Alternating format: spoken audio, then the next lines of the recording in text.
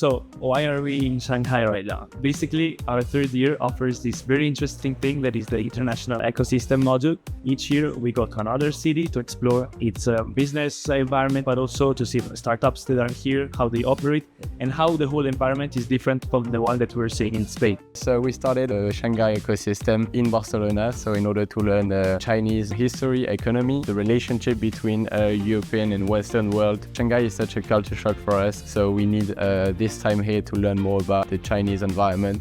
It's really great in order to make the most out of it when we are there. And something that has also been super interesting is to come here with our whole class, which is extremely diverse and brings different opinions to the different topics that we discuss when comparing West with the East. Yeah, I think the thing I like the most about Shanghai is getting out of my comfort zone and being in a place where I don't speak the same language as people, so I have no way of communicating. I don't eat the same food, kind of getting to know myself in a different city, in a different scenario, and I love just being curious about the world and getting to know different people. Everything has been completely different, and it has been a very enriching experience. The main goal is that all the students have all the knowledge, skills, and tools in order to create, start, have partnerships in Asia.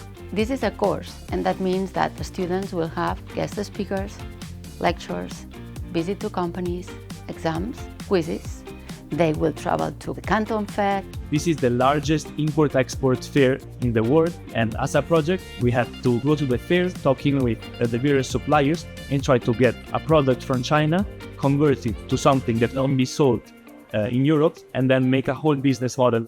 I really believe that this experience will be extraordinarily important for them in their career, because first of all, they will be able to develop the capability to look at things, understand things from different perspectives.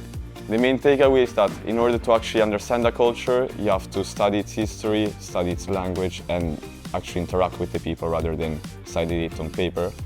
So I would say my main takeaways, a lot of times us in Europe, we think about new concepts, new ideas to introduce to a market, but that actually when you travel and you see how the culture is, how people live, business ideas, that just by transferring them to another country, that could also be a very valuable business.